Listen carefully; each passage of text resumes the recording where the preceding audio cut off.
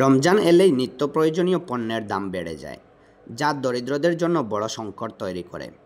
এ সময় দেশ বিদেশের বিভিন্ন সংস্থা সহায়তার হাত বাড়িয়ে দেয়। এমনই এক মানবিক উদ্যোগ নিয়েছে সিলেটের অন্যতম বৃহৎ ট্রাস্ট ফাহিম আল চৌধুরী ট্রাস্ট। আজ মহিদপুরে নিজ বাড়িতে ফাহিম আল ইসহাক চৌধুরী 700 দরিদ্র পরিবারের মাঝে রমজানের উপহার সামগ্রী বিতরণ করেন।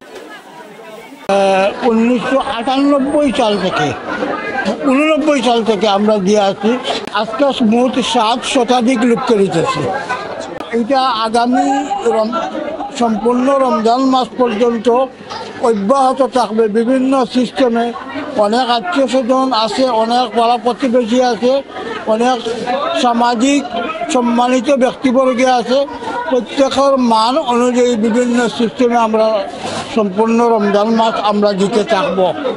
অনেকেই ফাহিম আল চৌধুরীকে ধন্যবাদ জানিয়ে বলেন, সব ট্রাস্টেরই উচিত রমজানে অসহায়দের পাশে দাঁড়ানো।